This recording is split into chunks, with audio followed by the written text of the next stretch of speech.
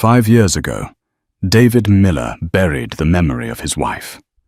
Not in a grave, but in the far recesses of his mind, a place reserved for inconvenient truths and forgotten promises.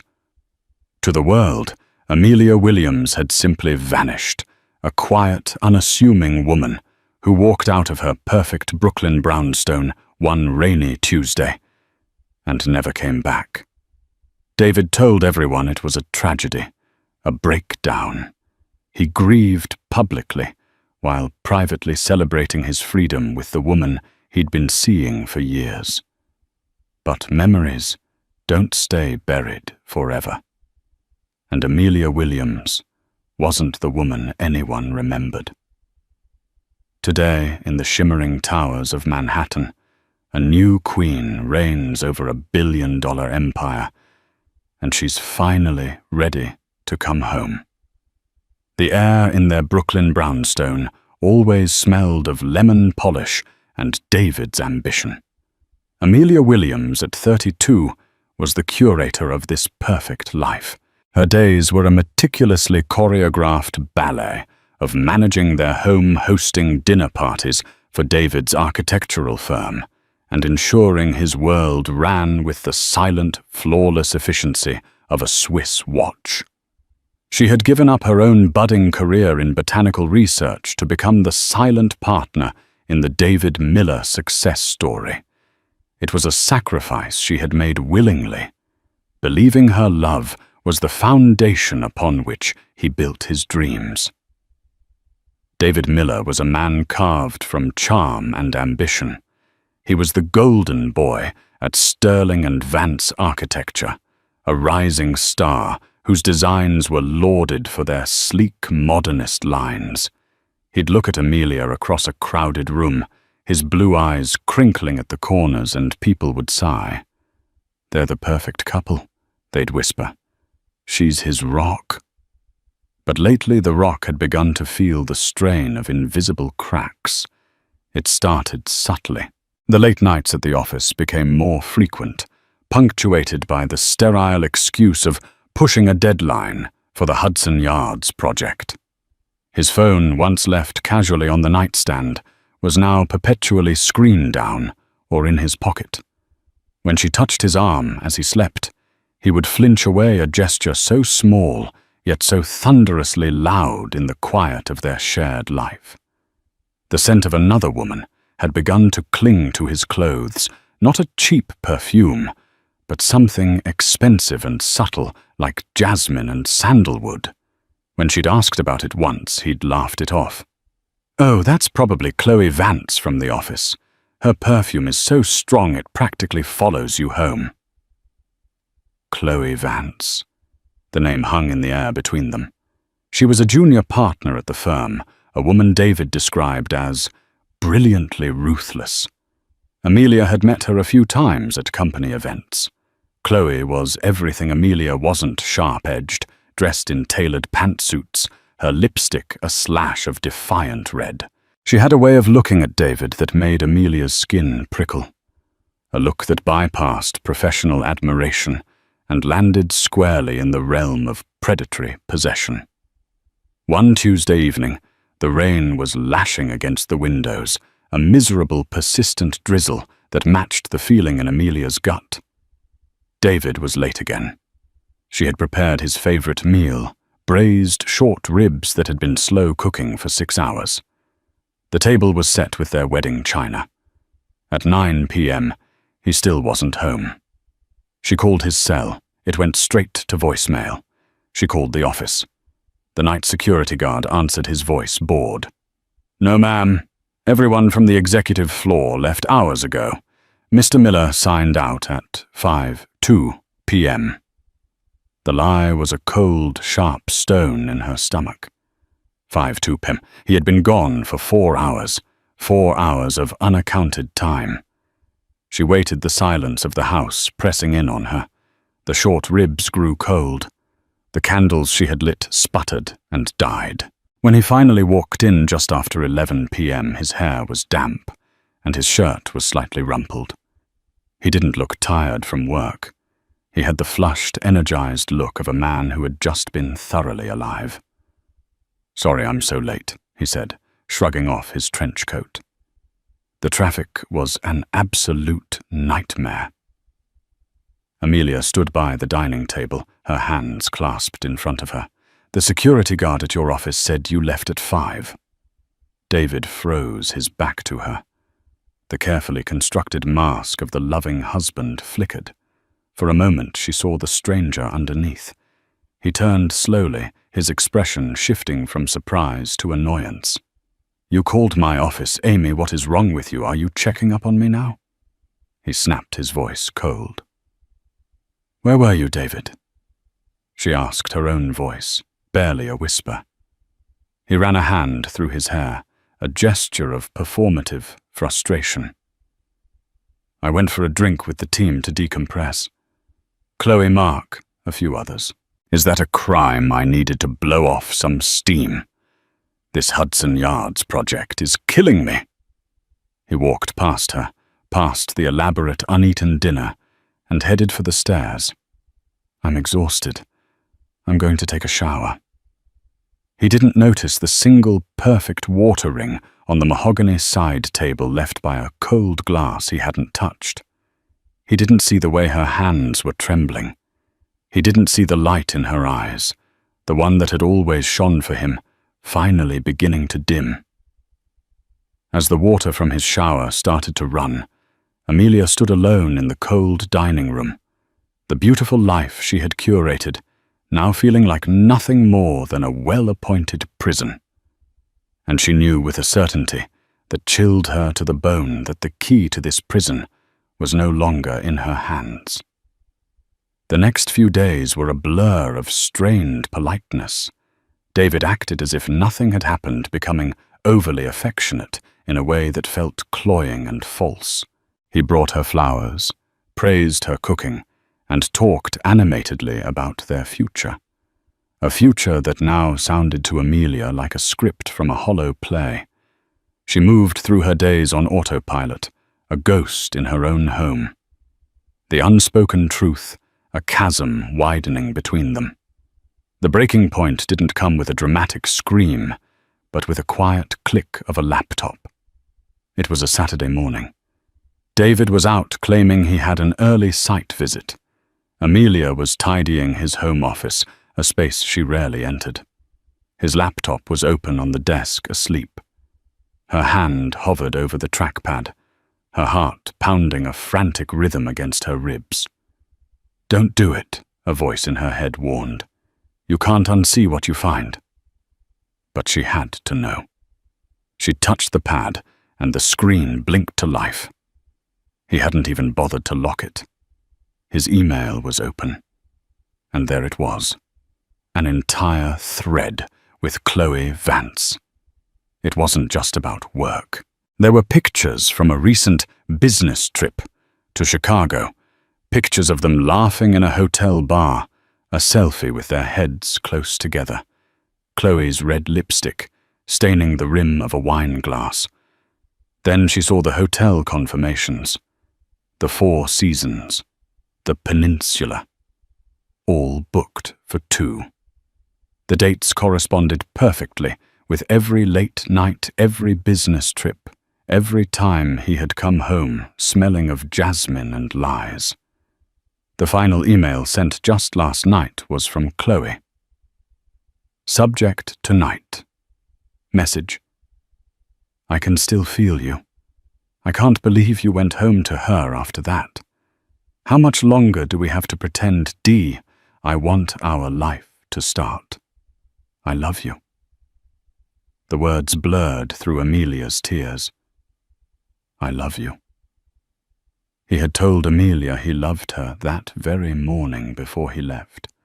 The hypocrisy was a physical blow, knocking the air from her lungs. She scrolled further, a glutton for punishment, and found what truly broke her. It was a message from David to Chloe sent a month ago. I know. Just be patient. It's complicated. Leaving Amy isn't simple. She's dependent.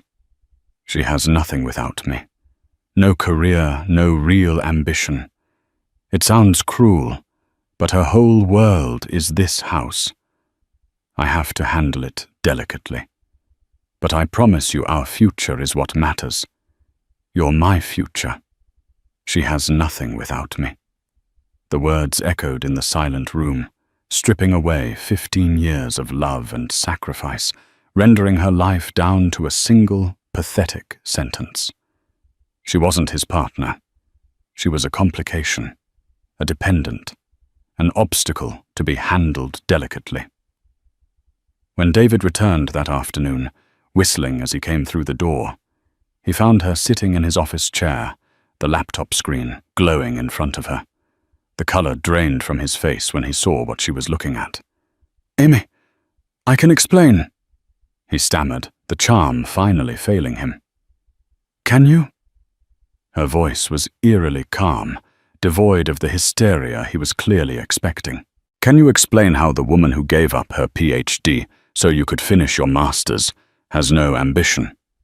Can you explain how the woman who networked tirelessly at your side, charming your bosses and clients, is a complication?" He flinched. "You don't understand the context." "Oh, I understand the context perfectly," she said, standing up.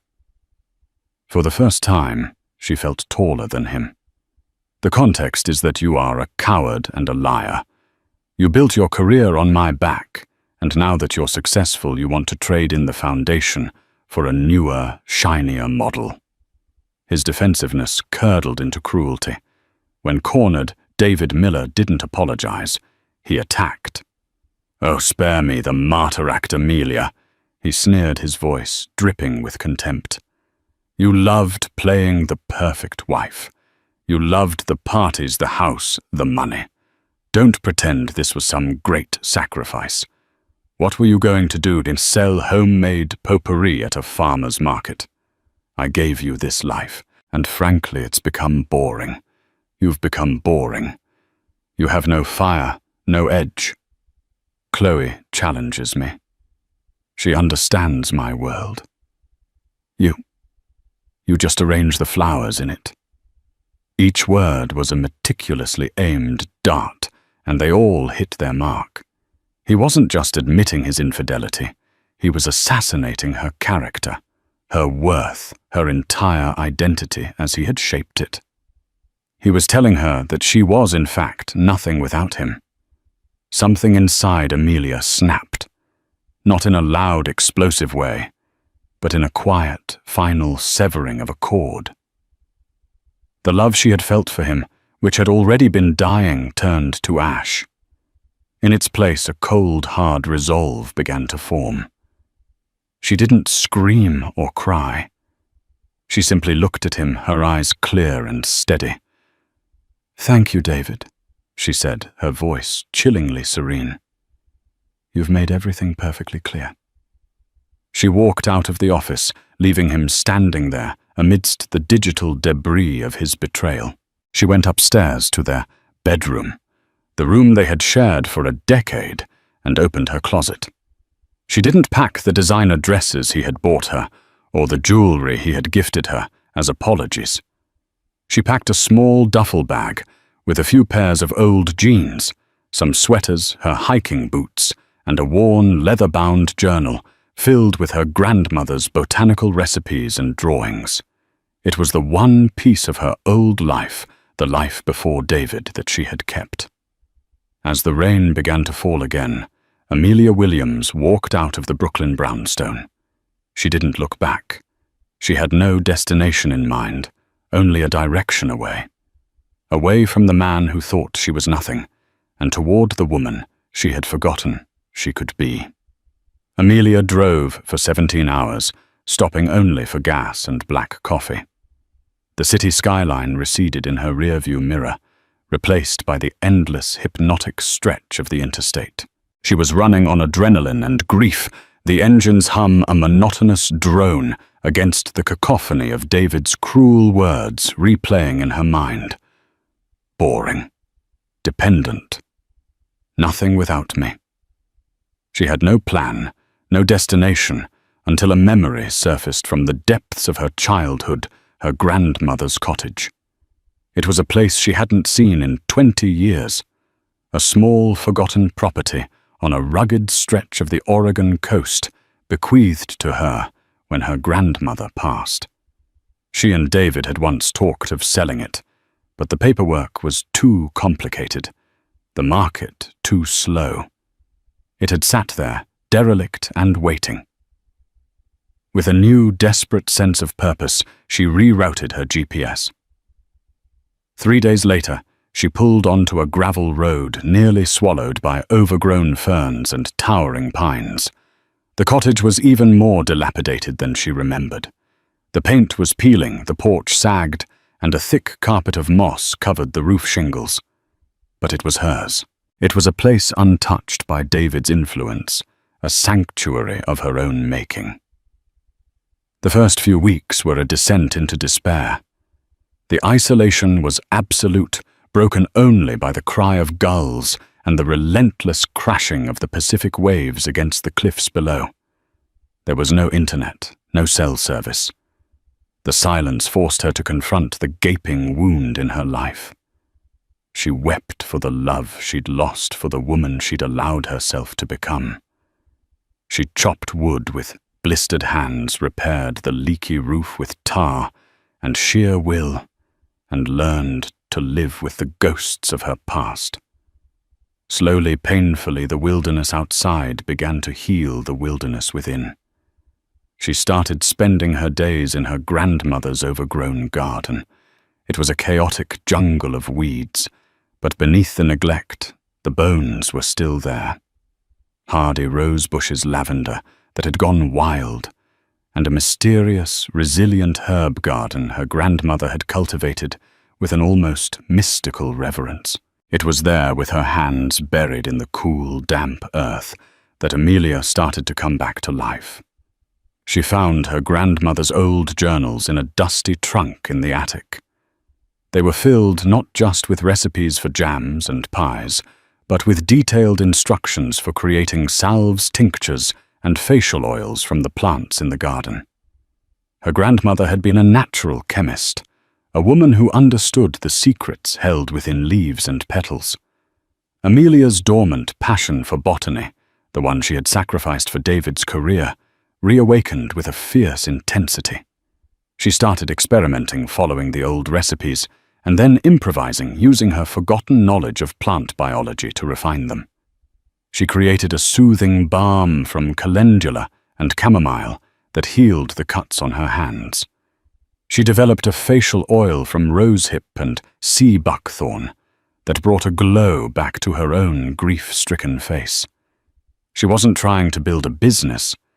She was trying to save herself. The act of creation was a balm for her soul. The cottage began to fill with the scent of drying herbs and essential oils, a fragrance of healing and renewal. One day, needing supplies from the nearest small town, she stumbled upon a local farmer's market. On a whim, she packed a small basket with a dozen jars of her coastal renewal balm. She hand-wrote the labels on simple brown paper. She didn't expect to sell anything, but a woman with weathered skin from years of fishing bought a jar, desperate for something to soothe her chapped hands. The following week, the woman returned and bought 5 more. "I don't know what you put in this stuff," she said, her voice filled with awe, "but it's like magic. My hands haven't felt this good in years. You should sell this online." The idea was a tiny spark. For the first time in months, Amelia felt a flicker of something other than pain ambition. Around the same time, a thick envelope arrived at the cottage's rusty mailbox, forwarded from her old address. It was from a law firm. David had filed for divorce. The papers were cold and clinical, citing irreconcilable differences and offering her a paltry settlement, a sum so insultingly small it was clear he assumed she was desperate and would take anything. Included was a letter from her own family's lawyer, a kind elderly man named Samuel Thompson, who had managed her parents' estate. He had been trying to reach her for months. "My dear Amelia," his letter read, "I am so sorry for what you are going through. Please know that this settlement offer is an insult.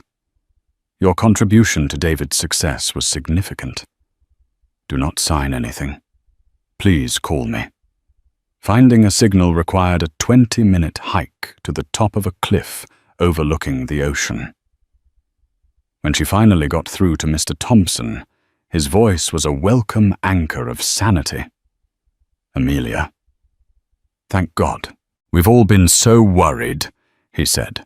"Forget David. We will handle him. Tell me, what have you been doing?" She hesitated, then told him everything: the cottage, the garden, the balms. She expected him to dismiss it as a hobby. Instead, there was a long pause on the other end of the line. "My wife has terrible eczema," he said, finally, his voice thoughtful. "She's tried every cream on the market. Nothing works. Send me a sample of what you've made. Send me everything you've made." Amelia did. A week later, Mr. Thompson called back. His voice was electric with excitement. "Amelia," he said, "my wife's skin is clearing up for the first time in a decade. This isn't just a hobby. What you have here is a miracle. I've been a corporate lawyer for 40 years. I know a winning product when I see one. Forget David's settlement. We're not just going to win your divorce. We're going to build you an empire." The phone call with Samuel Thompson was the catalyst that transformed Amelia's quiet healing into a quiet revolution. Mr. Thompson, a man who had spent his life navigating the cutthroat world of corporate mergers and intellectual property, saw in Amelia's handcrafted salves something far more valuable than a simple cosmetic authenticity. "The market is saturated with chemical-filled products from faceless corporations, Amy," he explained over a crackling line. "You have a story, a real powerful story. The granddaughter, the lost recipes, the wild coastal garden.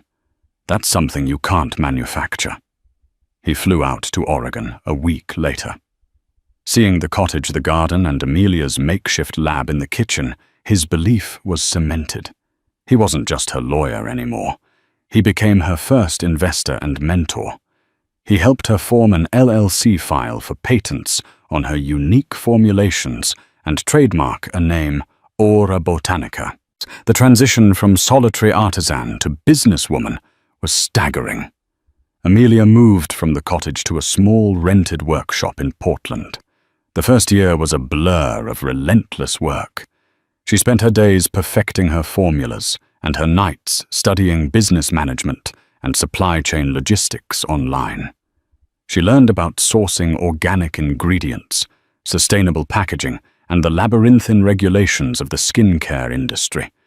There were countless setbacks. A batch of expensive rosehip oil was lost in shipping. An early packaging supplier delivered leaky bottles. The loneliness was profound. Many nights she'd collapse into bed, overwhelmed by the sheer scale of her ambition. The ghost of David's voice whispering, "What were you going to do?" "Sell homemade potpourri at a farmer's market." But now the voice didn't sting. It fueled her. She would wake up the next morning, drink her coffee while watching the sunrise, and get back to work. Mr. Thompson connected her with a brilliant young biochemist named Dr. Aris Thorne. Aris was a skeptic at first, accustomed to sterile labs and synthetic compounds. But when he analyzed Amelia's formulations, he was stunned. "This is extraordinary," he told her, peering at a sample under a microscope. "The molecular synergy. It's not something you can just design in a lab. It's like the plants are communicating. Your grandmother was a genius." Aris helped her scale up production without sacrificing the integrity of the ingredients. He became a trusted partner his scientific rigor complementing her intuitive botanical knowledge. Together they built Aura Botanica from the ground up. They started by selling online their first customers, drawn in by a few beauty bloggers who had discovered the miracle balm from Oregon. The growth was explosive. The story sold itself. People were tired of artifice and hungry for something real. Aura Botanica was real. Amelia, once terrified of the spotlight, reluctantly became the face of her brand. But she didn't present a polished corporate version of herself.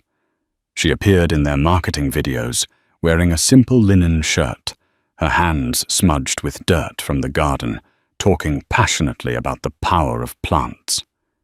She was authentic, and the world fell in love with her. Within 2 years, Aura Botanica was on the shelves of high-end department stores. Within 3, they were expanding into international markets in Europe and Asia. The small workshop became a state-of-the-art, eco-friendly facility. Amelia, the woman who had been told she had nothing, was now the CEO of a multi-million-dollar company. Throughout this meteoric rise, her divorce from David dragged on. He and his lawyers, sensing her burgeoning success, changed their tactics. They were no longer offering a paltry settlement. They were demanding half of her company, claiming it was a marital asset since she technically started experimenting while they were still legally married. Mr. Thompson shielded her from the worst of it, but the legal battle was a constant ugly shadow. David's depositions were filled with condescending claims. He painted her as an unstable hobbyist who got lucky, suggesting his initial financial support of their household was the seed money for her entire venture. Amelia refused to be distracted. She poured her energy into her work. She hired a team, delegated responsibilities, and proved to be a natural, decisive leader. The woman who once curated a perfect home now curated a thriving, ethical, and wildly successful business.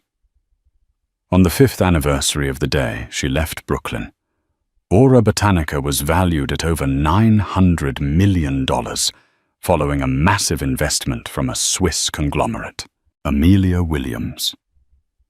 The woman who had fled with nothing but a duffel bag and a broken heart was now one of the wealthiest self-made women in the country. She wasn't just a millionaire, she was on the verge of becoming a billionaire. She sat in her corner office, a sleek minimalist space with a panoramic view of the Portland skyline, and looked at the latest issue of Forbes magazine on her desk. On the cover was a photograph of her not in a power suit, but standing in a field of lavender, a serene smile on her face. The headline read, "The Natural Mogul, How Amelia Williams Turned a Lost Garden into a billion-dollar beauty empire." She ran a finger over the glossy image. She had done it. She had built a new world from the ashes of her old one. And now she felt a pull she hadn't expected.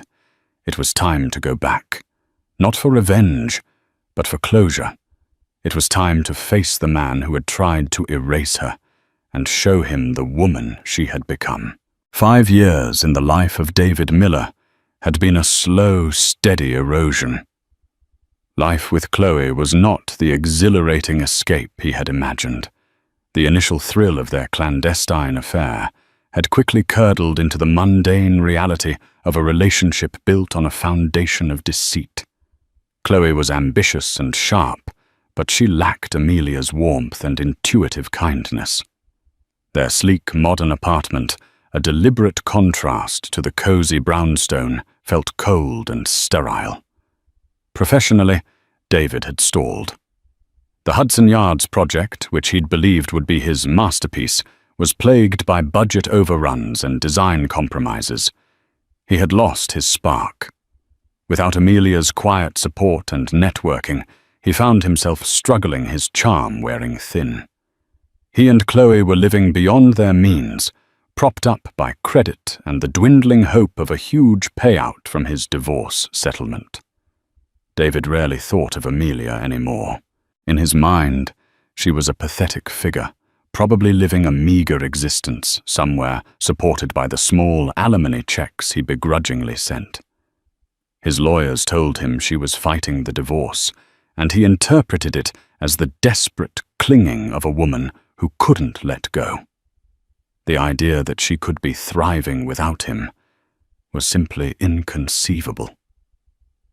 On a grey Tuesday morning, David was in a meeting at his firm, Sterling and Vance. His boss, Jonathan Sterling, was presenting a market analysis for a new luxury spa project. The key demographic here is the affluent, wellness-conscious consumer, Sterling said, clicking to the next slide. They value authenticity, sustainability. They're buying into a lifestyle, a story. The brand that's completely cornered this market, the one we should be studying, is Aura Botanica. The name meant nothing to David. Sterling clicked again. A new slide filled the massive screen at the front of the boardroom. It was the cover of Forbes magazine. A woman stood in a field of lavender, her face serene, confident, and achingly familiar. The natural mogul. How Amelia Williams turned a lost garden into a billion-dollar beauty empire. A collective gasp went through the room. Heads turned to stare at David. His own world tilted on its axis. The blood drained from his face, leaving a cold, clammy sensation. It was Amelia, but it wasn't. The woman on the cover had his wife's face, but her eyes held a strength and self-possession he had never seen before. She looked powerful, untouchable. A billionaire. It was impossible. It was a joke. Amelia. Williams, one of the partners asked, looking from the screen to David. Is that your Amelia? David couldn't speak. He just stared, his mind struggling to process the information. The woman he had called boring, dependent, and ambitionless was on the cover of Forbes. The hobby he had mocked was now a billion-dollar empire.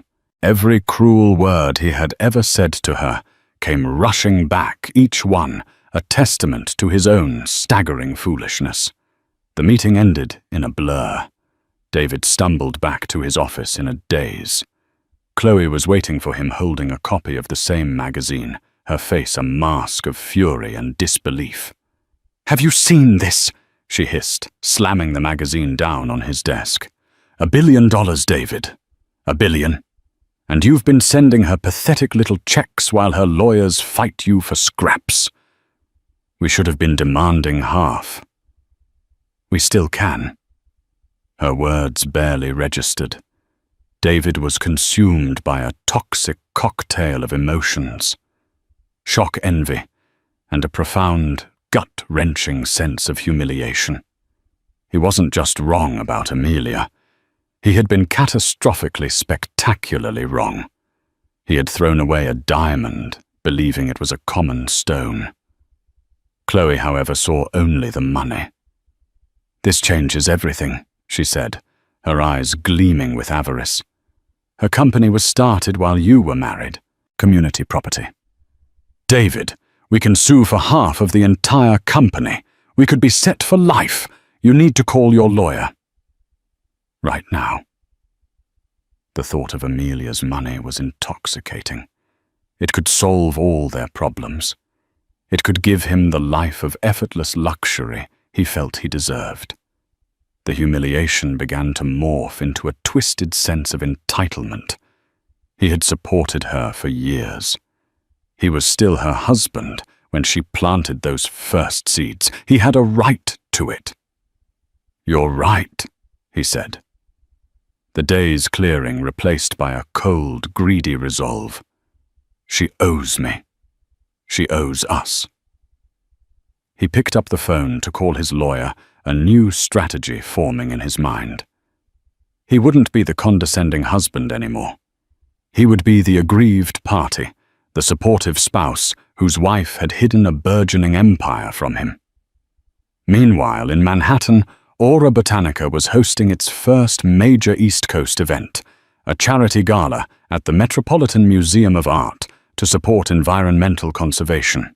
The guest of honor and keynote speaker was the company's reclusive founder and CEO. Amelia Williams had returned.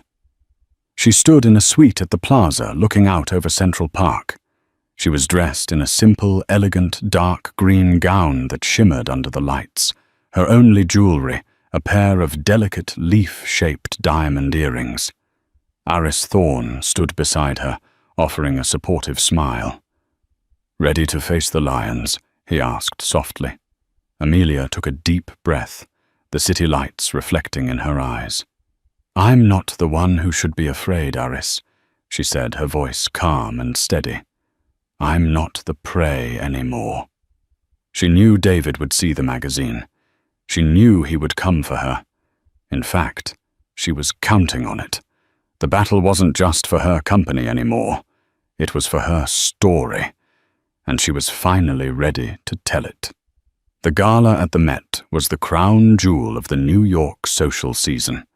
The air buzzed with the clinking of champagne glasses and the murmur of influential voices. Art, fashion, and finance collided under the soaring ceilings of the Temple of Dendur. But tonight, the center of this glittering universe was Amelia Williams. She moved through the crowd with an understated grace that commanded more attention than any ostentatious display of wealth ever could. She was poised, articulate, and genuinely passionate as she spoke about her company's conservation efforts. The shy, insecure woman who had hosted David's dinner parties was gone, replaced by a confident leader who looked every person she met directly in the eye. David and Chloe arrived uninvited.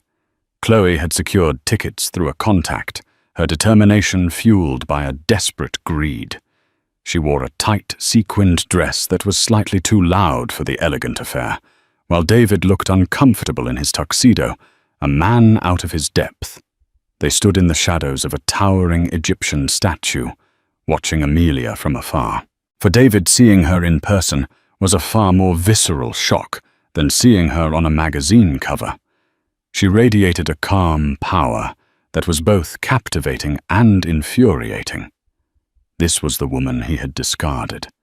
This was the life, the adoration, the respect, the success that he felt should have been his. "Look at her," Chloe whispered venomously, her nails digging into his arm. "Playing the queen. This is our money, David.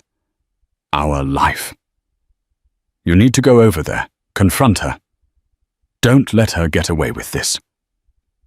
Driven by Chloe's relentless pushing and his own bruised ego, David began to cross the floor. Heads turned as he approached the circle of people surrounding Amelia. A hush fell over the group as he stopped directly in front of her. Amelia didn't look surprised.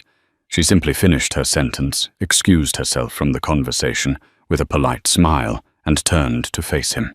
Her expression was perfectly neutral, revealing nothing. "David," she said, her voice as smooth and cool as river stone. "This is an unexpected surprise." "Amelia, we need to talk," he said, trying to sound firm, but coming across as merely desperate. "What you've done, hiding all of this from me while we're still married, it's fraud." A faint, almost imperceptible smile touched Amelia's lips. "Is it? I seem to recall you being intimately aware of my hobby, as you called it. You found it quite boring, if I remember correctly." The quiet accuracy of her words hit him like a physical blow. He glanced around, realizing they were drawing an audience. He lowered his voice. "This isn't the place. But don't think for a second you can cut me out. My lawyers will be in touch. We were married. I am entitled to half of everything." It was at that moment that Chloe, unable to contain herself, strode forward and stood beside David, a caricature of the supportive partner. "She's right, Amelia. You owe him. He supported you when you were nothing. Amelia's gaze flickered to Chloe, a look of mild curiosity, as if observing an interesting but irrelevant species of insect. Then her eyes returned to David, and for the first time they turned icy cold. "Let me be perfectly clear, David," she said, her voice dropping but losing none of its power. "You are entitled to nothing. The man I was married to declared to my face that I was ambitionless and worthless. He made his choice. He chose to build his future with this woman." She gave Chloe a dismissive glance. "The assets you're trying to claim were not built from our marriage. They were built from its ashes. Ashes you created." She took a small step closer, forcing him to meet her gaze. "You didn't invest in my company. You didn't believe in me. You abandoned me. The only thing you are entitled to is the memory of your own colossal misjudgment. Now, if you'll excuse me, I have a gala to host."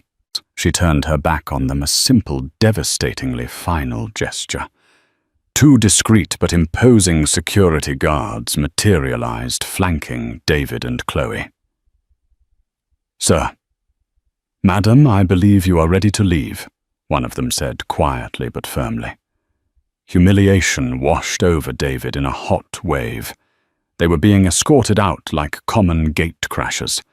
As they were steered toward the exit, the crowd parted their faces, a mixture of pity and morbid curiosity. David caught one last glimpse of Amelia. She was laughing with a group of people, Dr. Aris Thorne at her side, her back straight, her head held high. She hadn't even watched them leave. To her, they were already gone. Outside on the cold stone steps of the Met, the reality of their situation crashed down on them. The illusion of a quick, massive payday had been shattered. They had been dismissed effortlessly and absolutely. "Don't you worry," Chloe seethed, her face twisted with rage. "This isn't over. There are other ways. We will find something, some piece of leverage. We will make her pay." But David barely heard her. He was staring at the lights of the city, haunted by the image of the woman he had so casually destroyed, and the queen she had become in his absence. He had made the biggest mistake of his life, and he was only just beginning to understand its true cost. The confrontation at the gala was not an end, but the opening salvo in a war David was determined to win. Publicly humiliated and privately seething, he saw Amelia's newfound strength as the ultimate betrayal. Fueled by Chloe's relentless avarice and his own cavernous insecurity, he weaponized the law. His legal team, a pack of notoriously aggressive sharks from a top Manhattan firm, launched a full-scale assault. They filed a blizzard of motions, attempting to portray Amelia as a cunning manipulator who had siphoned marital funds to secretly build her empire, all while playing the part of the devoted wife. They demanded access to every email, every financial statement, every note from Aura Botaниca's inception, convinced they could construct a narrative that entitled David to half of his wife's billion-dollar fortune. From her suite in New York, Amelia watched the storm gather, but she felt no fear. She felt a cold, clear focus. This was the final ugly remnant of her old life, and it needed to be purged. While David's team was generating headlines, Mr. Thompson's was operating in the shadows. He had assembled a discreet team of the best forensic accountants in the country, men and women who could find a single fraudulent digit in a mountain of data. "He's arrogant, Amelia," Mr. Thompson had told her, his voice grim but steady. "And arrogant men who cheat in one part of their life rarely have the discipline to stay clean in another. They believe they are untouchable. We just need to find the one lie he thought he buried deep enough." They found it. Not one lie, but a web of them intricately woven into the very fabric of David's magnum opus, the Hudson Yards project. It was a masterpiece of deception. The accountants uncovered a series of shell corporations registered in Delaware used to bill the project for non-existent consulting fees. They traced those fees back to an offshore account controlled by David. They found evidence of collusion with a primary materials supplier, where David had signed off on lower-grade structural steel and pocketed a substantial kickback, compromising the integrity of the building itself. The paper trail was undeniable, a damning chronicle of greed that had started years before Amelia had even packed her bag. He hadn't just been stealing from his partners. He had been endangering the public for personal gain. When Mr. Thompson presented the findings bound in a simple but heavy black binder, Amelia felt a profound sense of sadness.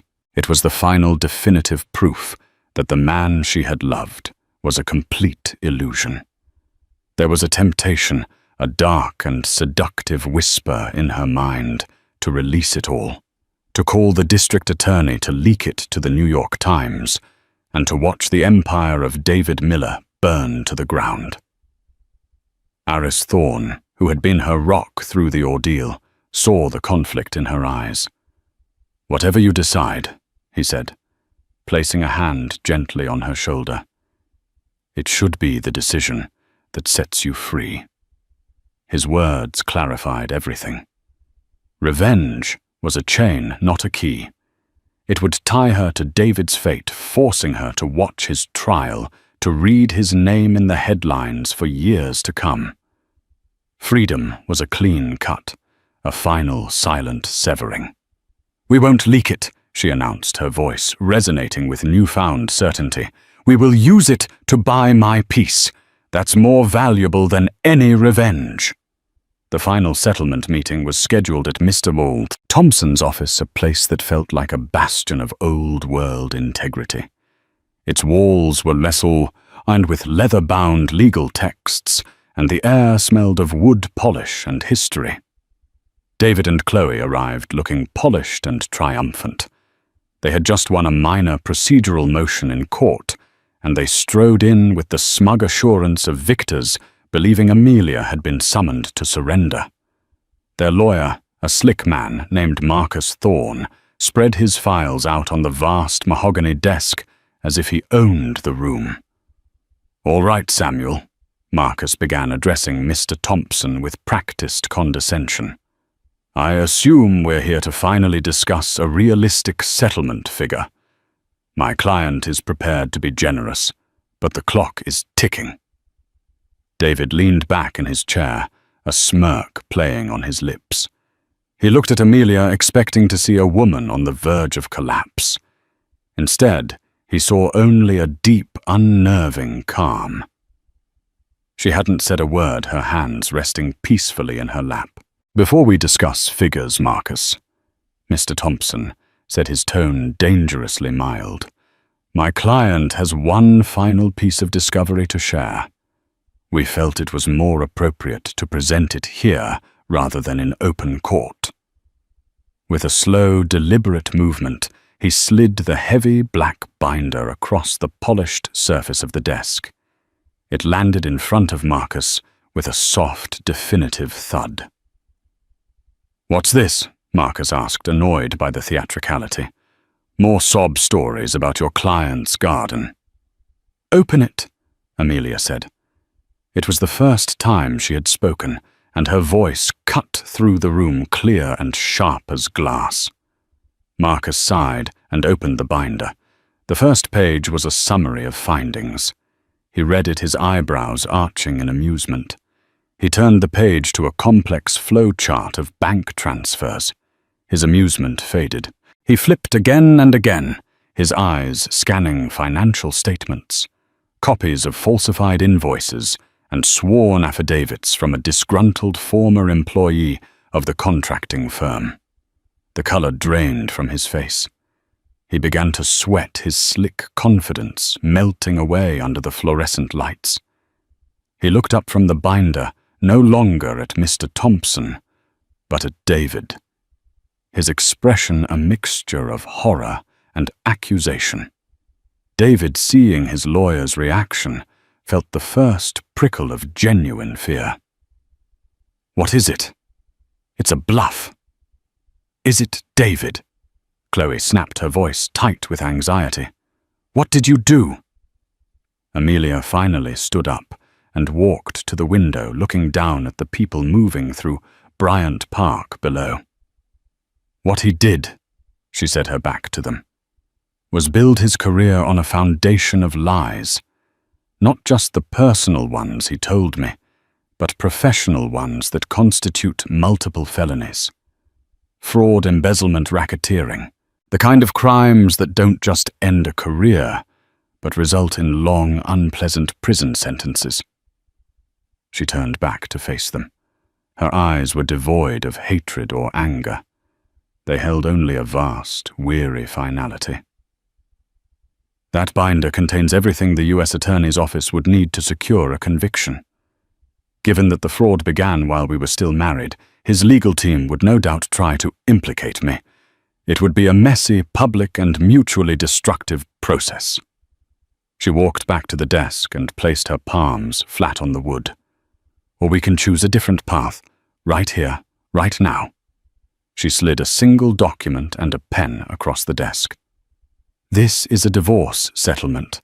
It stipulates that you will drop every single claim against me and my company, effective immediately. You will renounce any right to spousal support. You will walk away with the assets you acquired in your own name and all the debts that come with them.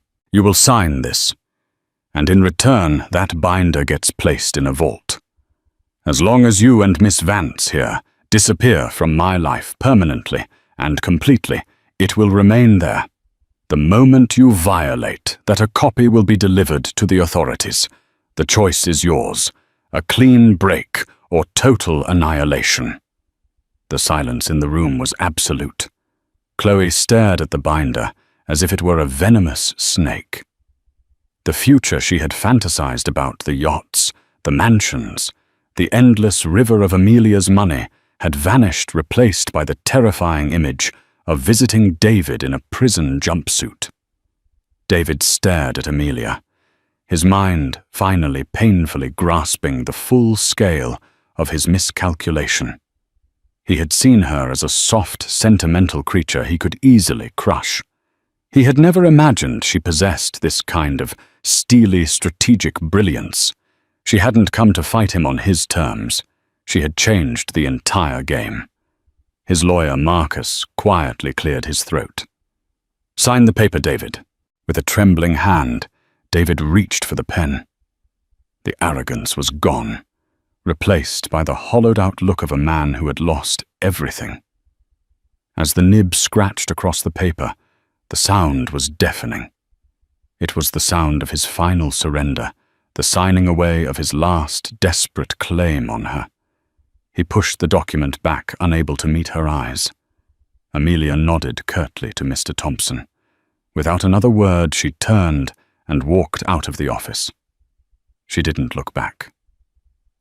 Down on the street, the crisp autumn air felt like the first breath of a new life. The weight that she had carried for 5 years, the grief, the anger, the struggle, the fight had finally lifted. She was free. Her life after that day unfolded with a quiet, beautiful purpose. Aura Botanica thrived, becoming a global symbol of ethical business and natural integrity. But Amelia's focus had shifted from balance sheets to wild landscapes. She poured her energy and wealth into the Aura Botanica Foundation, acquiring and rewilding vast tracts of land, protecting endangered ecosystems. Her partnership with Aris grew from a shared passion for science into a deep, abiding love built on a foundation of trust and mutual admiration. They were a team in the lab and in life. Occasionally she would hear whispers about David. His career had imploded under a cloud of rumors and a quiet internal investigation at his firm. He and Chloe had split acrimoniously, their relationship unable to survive the death of their shared financial dream. He lived in the shadow of what he had done forever, glancing over his shoulder, a prisoner not of the state, but of the secrets only he and Amelia knew. Amelia, however, rarely thought of him. Her world was filled with the scent of damp earth after a rain, the excitement of a new botanical discovery, and the warmth of Aris's hand in hers. One evening, years later, she was walking through the restored gardens of her grandmother's cottage on the Oregon coast, the place where her new life had begun. The setting sun painted the sky in hues of rose and gold. She knelt down, her hands sinking into the rich soil, the same soil that had healed her and given her a future. She had taken the ugliest betrayal and cultivated from it a life of extraordinary beauty. Her greatest success wasn't the billion-dollar empire. It was this peace, this strength, this profound, unshakable sense of self.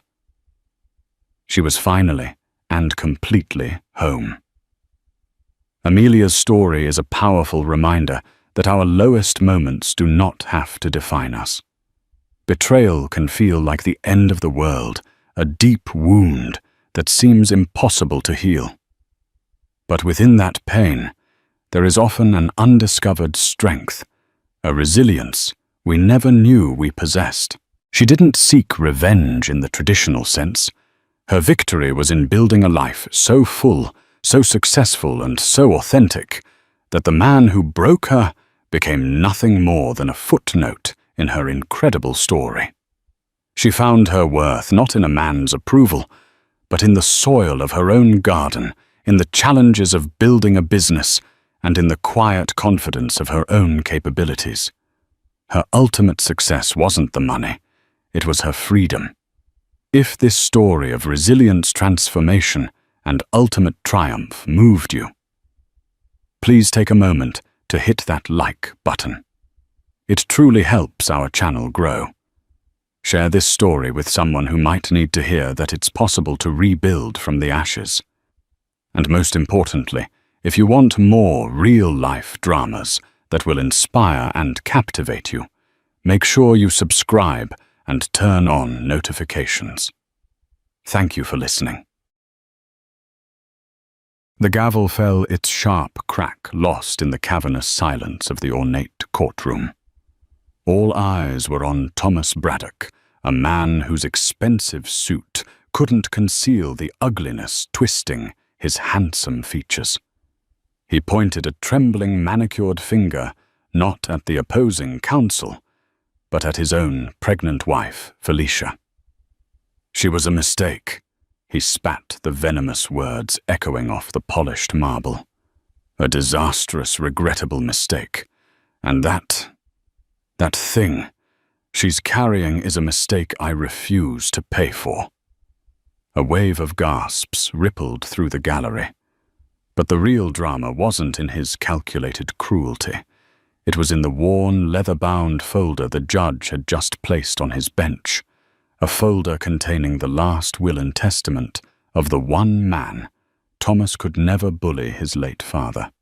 The air in courtroom 4B of the San Mateo County Superior Court was thick with the perfume of old money and fresh animosity.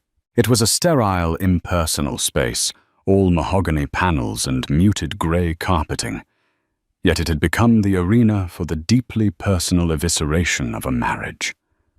Felicia Vale, soon to be she hoped, Felicia Vale once more sat ramrod straight in her cushioned chair. Her hands resting protectively over the pronounced swell of her stomach were the only part of her that betrayed the tremor running through her body. At 32, she still possessed the quiet, bookish beauty that had first caught Thomas Braddock's eye. Thoughtful grey eyes, a cascade of chestnut hair she'd simply pinned back, and a complexion that had never needed the heavy-handed ministrations of the Braddock family's preferred estheticians.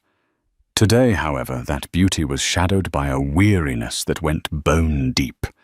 She felt less like a person and more like a legal exhibit, the pregnant wife.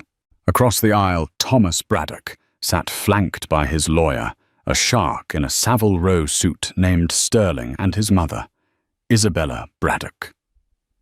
Thomas was the picture of wounded pride, his jaw tight, his brow furrowed in a performance of aggrieved masculinity. He was, Felicia had once thought, devastatingly handsome. Now she saw the weakness in his chin, the petulance in the downturn of his lips. He was a boy playing at being a king, and his mother Isabella was the silent, unyielding power behind the throne. Isabella Braddock was a masterpiece of preserved aristocracy. Her silver hair was coiffed into a helmet of glacial perfection. Her pearls were real, her Chanel suit was vintage, and her disdain was palpable. She hadn't looked at Felicia once, preferring to stare at the judge as if he were a tardy waiter. From the moment Thomas had brought Felicia home to the sprawling Braddock estate in Atherton, Isabella had treated her not as a future daughter-in-law, but as a hostile takeover bid. Felicia wasn't old money. Her father was a history professor, her mother a librarian. To the Braddocks, whose wealth stretched back to the railroad barons, Felicia was a curious little commoner, a temporary amusement for their heir. Mr. Braddock, Judge Albright, said, his voice a low gravel that commanded attention. He was a man in his 60s, with a weary face that had seen every flavor of human depravity. "We are here to discuss the division of assets in your divorce proceedings. Let's try to maintain a certain level of decorum." Thomas's lawyer, Mr. Sterling, rose smoothly. "Your Honor, my client's emotional state is merely a reflection of the deep betrayal he has suffered.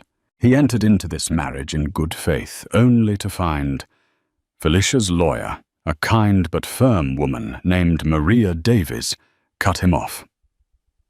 "Objection, Your Honor. Counsel is testifying. The betrayal Mr. Sterling refers to is my client's discovery that the prenuptial agreement Mr. Braddock forced upon her was not only unconscionable, but deliberately misleading. The prenup, the infamous document Isabella had presented to Felicia a week before the wedding. It had been an ambush styled as a casual chat over tea in the solarium. "Just a formality, dear," Isabella had purred, sliding the thick document across the glass table. "A way to keep things tidy. We wouldn't want any misunderstandings down the line." Thomas had backed his mother, of course. "It's just how things are done, Ellie," he'd said, avoiding her eyes. "It doesn't mean anything." It had meant everything. It had stipulated that in the event of a divorce, Felicia would walk away with nothing. Not a penny of the Braddock fortune, no claim to their properties, not even alimony. At the time, blinded by love and a naive belief in their future, she had signed it. Now, with a child on the way, a Braddock heir, the document was a cudgel they were using to beat her into submission. They offered her a one-time payout of $50,000 and a non-disclosure agreement so restrictive it would essentially erase her from their history. The validity of the prenuptial agreement is what we are here to debate. Judge Albright stated, his gaze fixed on Thomas. "But your personal feelings about your wife are for the moment irrelevant." This seemed to be the wrong thing to say. Thomas, who had been simmering, suddenly boiled over. He stood up, knocking his chair back slightly. "Irrelevant," he scoffed, his voice rising. "She is the most relevant mistake I've ever made. I was trapped. My father was ill, he was fond of her for some reason, and I went along with it." He gestured wildly towards Felicia. "She's a gold digger, Your Honor. A clever little parasite who saw a meal ticket and latched on." Maria Davies was on her feet. "Your Honor, this is outrageous." But the judge simply raised a hand, silencing her. He was watching Thomas, his expression unreadable. And Thomas, emboldened by the attention, took a step forward. He locked eyes with Felicia, and the mask of the charming, carefree man she had married fell away completely, revealing the snarling, entitled creature beneath. "Do you know what she did?"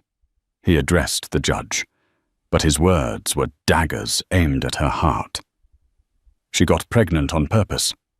After I told her we should wait. After I told her things were not working out. She did it to trap me to try and secure a piece of my family's legacy." Felicia felt the blood drain from her face. It was a lie. A vicious, calculated lie. They had been trying for a baby.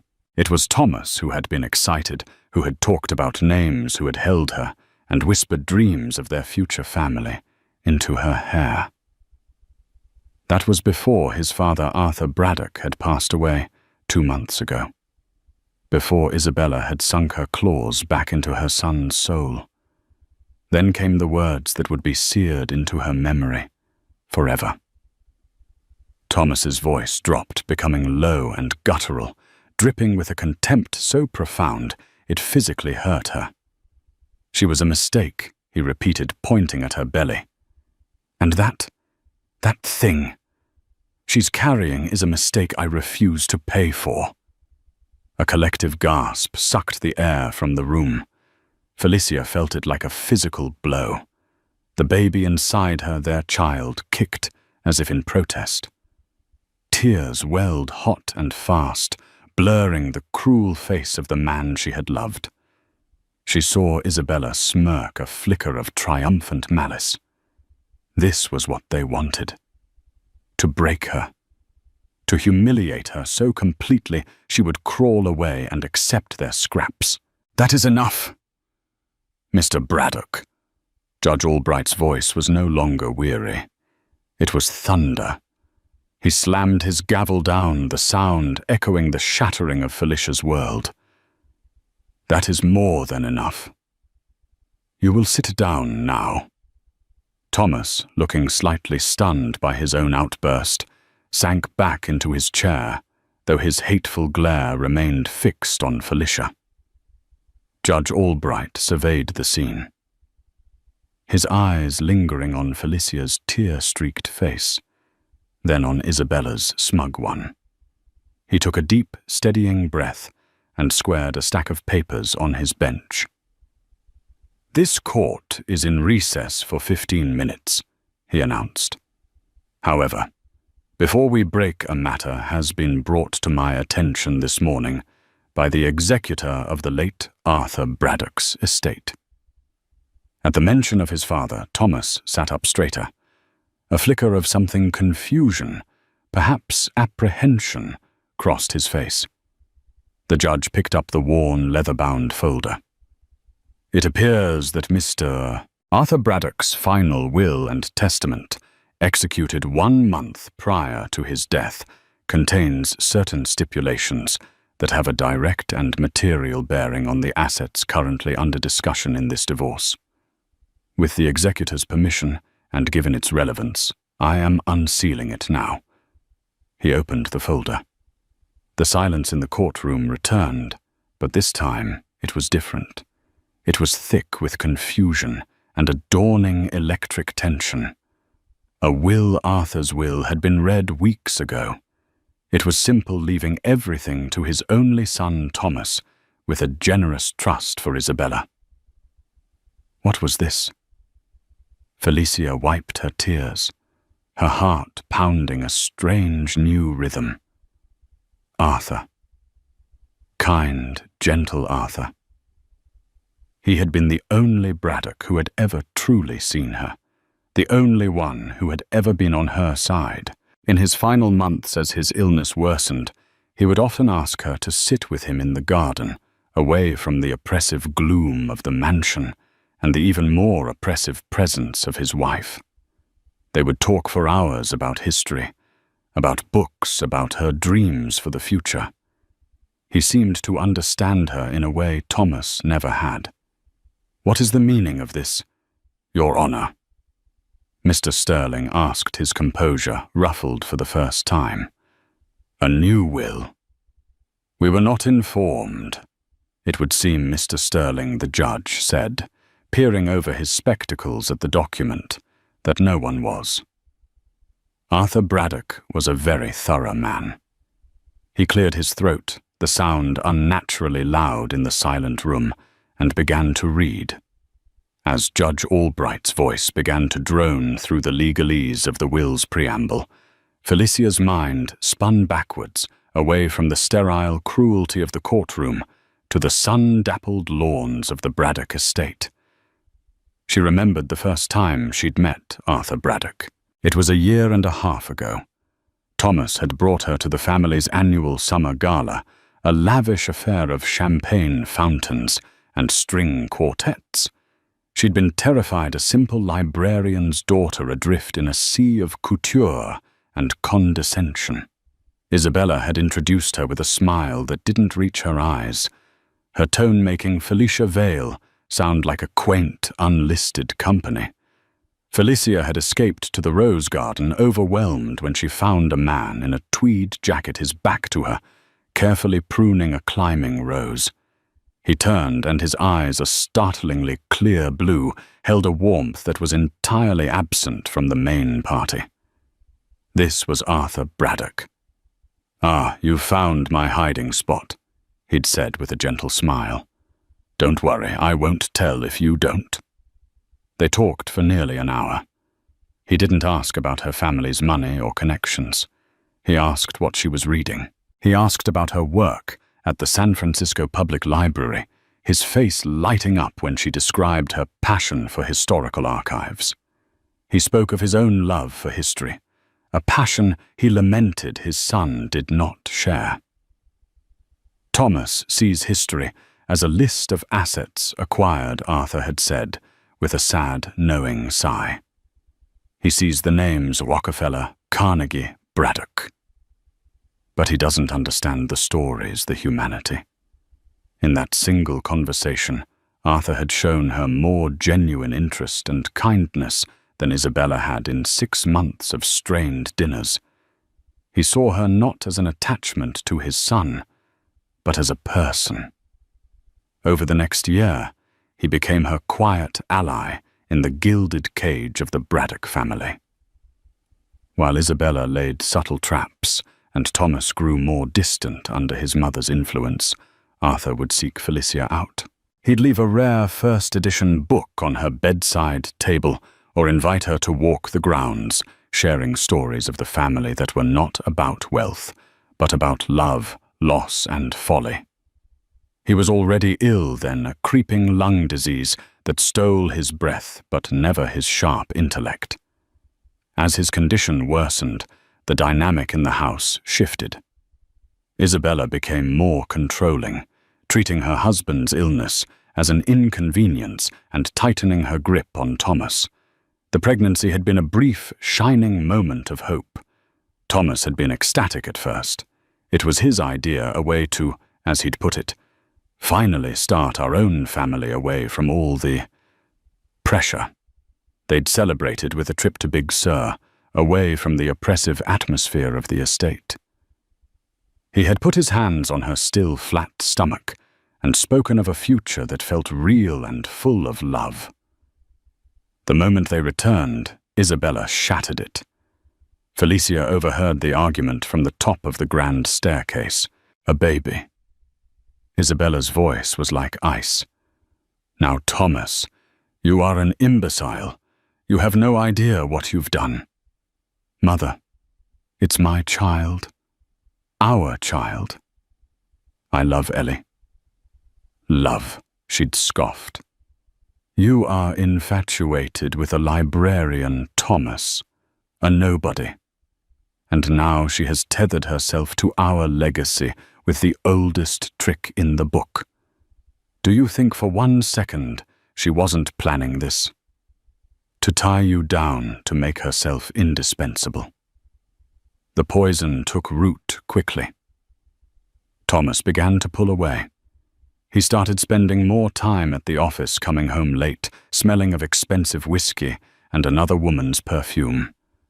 The excuses were flimsy, the apologies hollow. He grew short-tempered, echoing his mother's criticisms.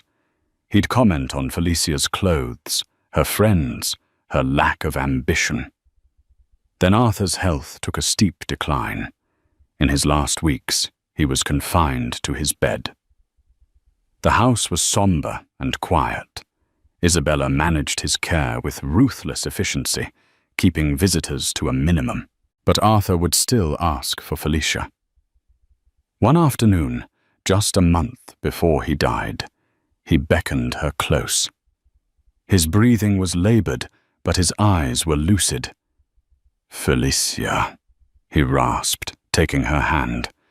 His own was frail, all paper-thin skin and bone. "Don't let them break you. You have more strength than any of them." He'd looked pointedly at her stomach. "And you have a responsibility to that child, a responsibility to be strong." He'd made her promise. She hadn't understood the full weight of his words then.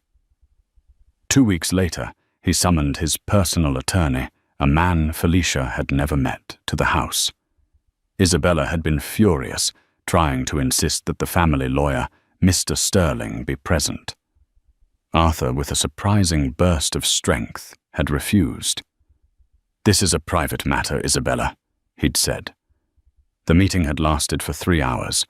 The next day, Arthur seemed more at peace. He passed away in his sleep a month later. The first reading of the will had been exactly what everyone expected. A simple document leaving Braddock Enterprises and the bulk of the estate to Thomas. Isabella was granted a lifelong right to live in the family mansion and a generous stipend from a separate trust. It was so straightforward that Thomas had smirked a look of vindicated relief on his face. With his father gone, the final obstacle to his absolute inheritance and Isabella's absolute influence was removed. 2 days after that, Thomas had asked for a divorce. The words were cold, rehearsed. He'd said the marriage was a mistake, that he'd been pressured by his father's failing health. He presented it as a clean break, a return to the natural order of things. When Felicia, heartbroken and 7 months pregnant, had refused to be discarded so easily, he had turned vicious. The battle over the prenup began, and now here they were. A sharp intake of breath from Mr. Sterling snapped Felicia back to the present. Judge Albright had finished with the preliminary sections of the will.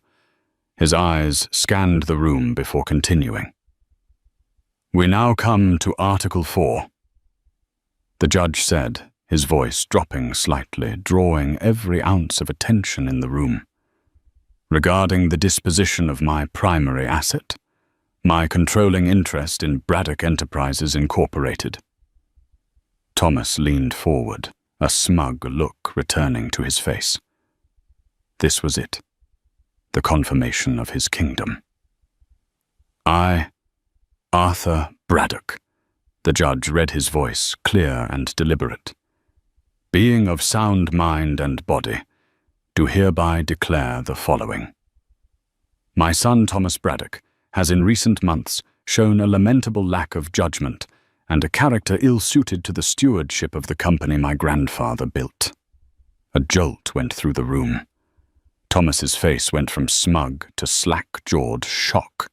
Isabella's carefully constructed composure cracked her mouth, falling open slightly. What Thomas whispered the word stolen by the cavernous room. The judge continued, his voice unwavering. "He has proven himself to be easily manipulated and has forgotten the most fundamental principle of our family's success, that our name is built on integrity, not just on assets. Therefore, I cannot in good conscience deliver the future of Braddock Enterprises into his hands." "This is insane," Sterling blurted out, rising to his feet. "Your Honor, my client's father was clearly not of sound mind. He was heavily medicated.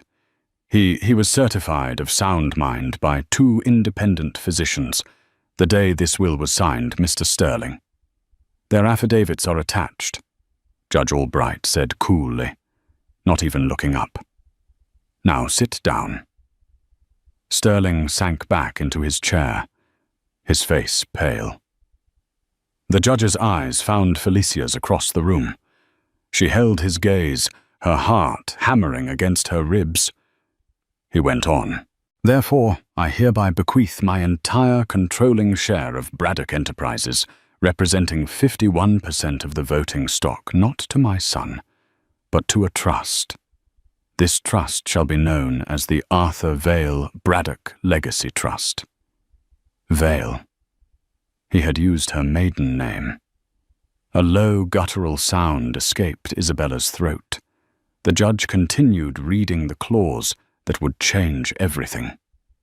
The sole beneficiary of this trust is to be my first-born grandchild, the child currently carried by my daughter-in-law, Felicia Vale Braddock. The courtroom devolved into a cacophony of frantic whispers. Thomas looked as if he'd been struck by lightning, his face a mask of disbelief and rage.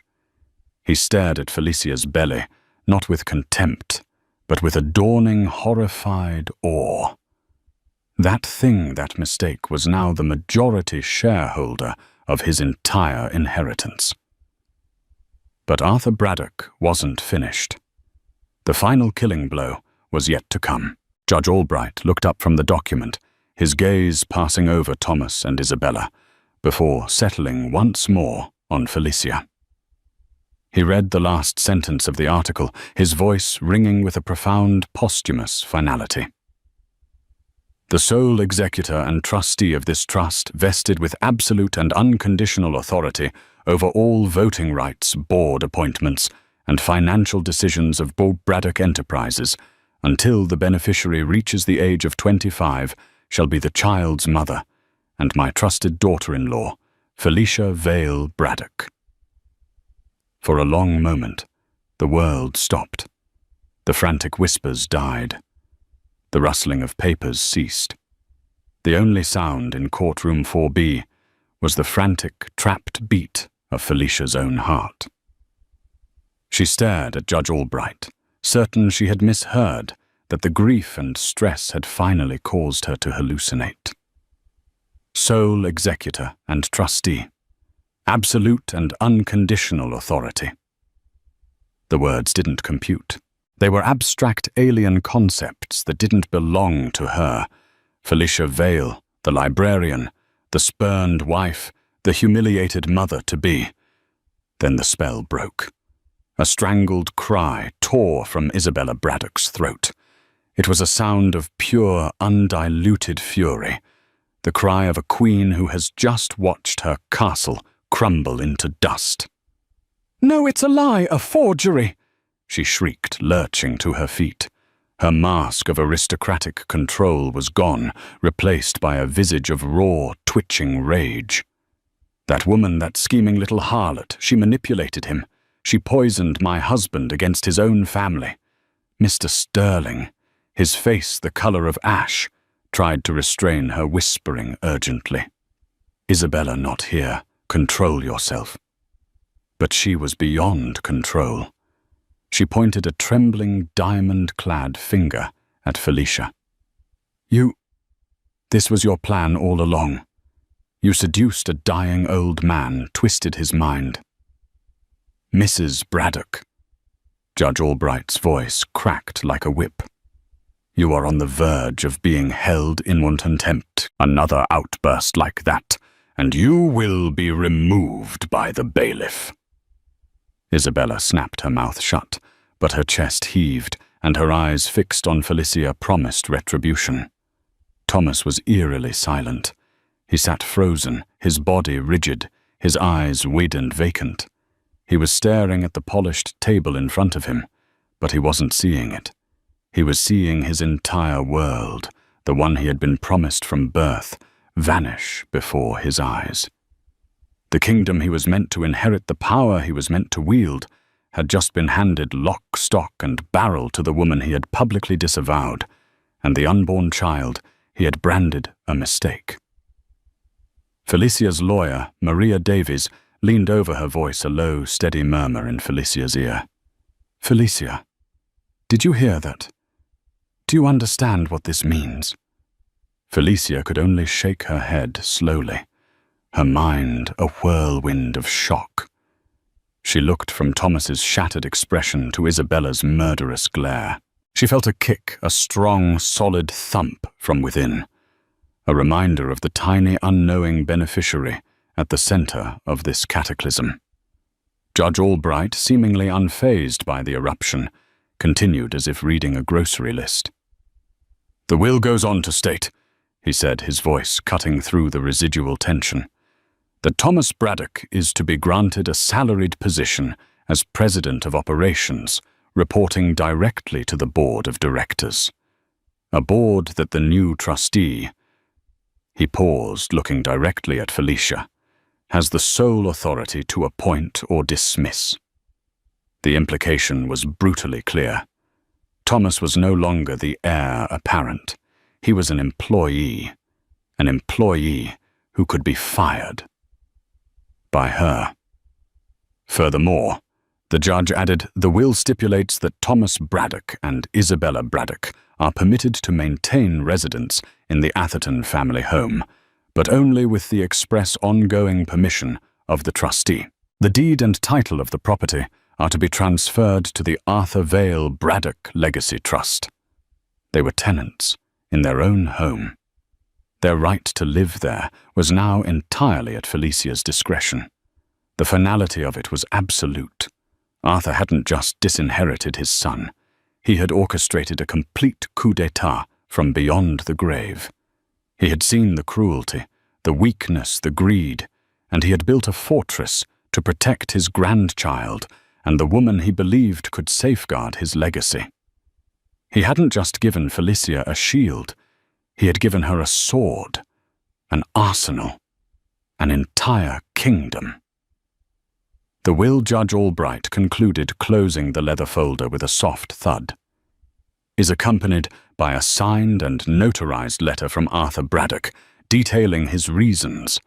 It explains his concerns over his son's profligate spending, his susceptibility to his mother's corrosive influence, and his cruel and dishonorable treatment of his pregnant wife. The letter states, and I quote, 'I have observed Felicia for 2 years. She possesses an integrity my son sorely lacks.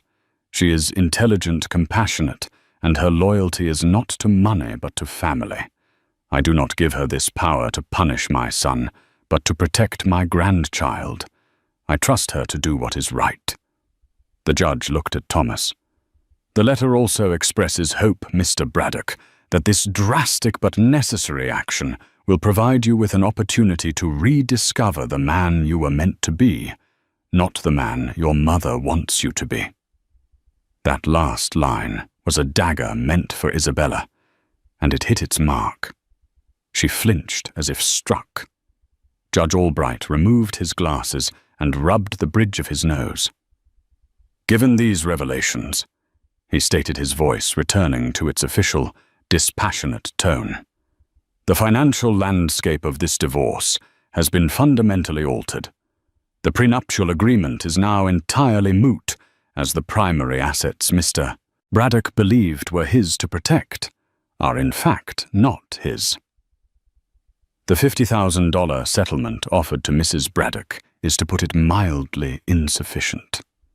He looked at Felicia, and for the first time she saw a flicker of something almost like a smile in his tired eyes.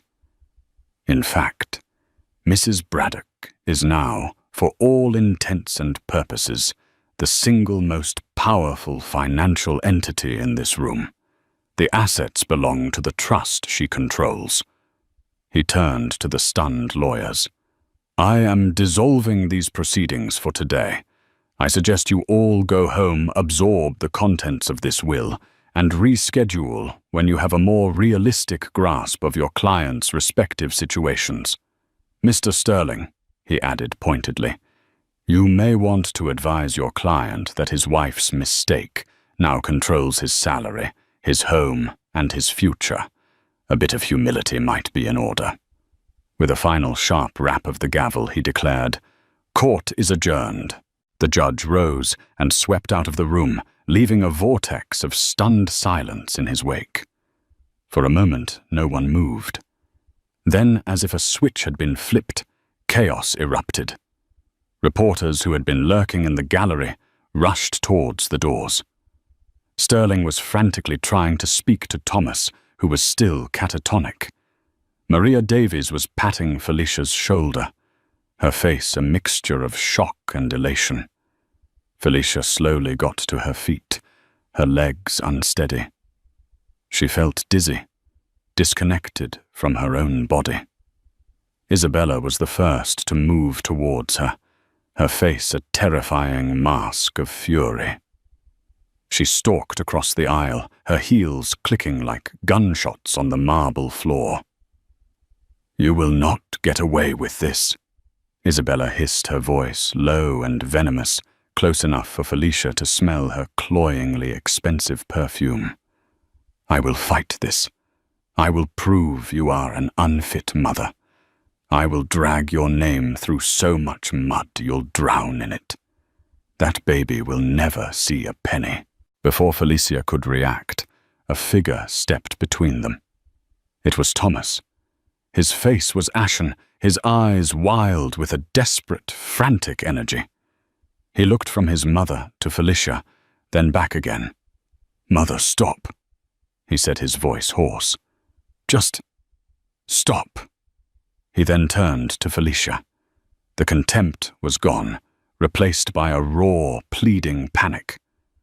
The man who not 20 minutes ago had called her and their child a mistake now looked at her as if she were a lifeline.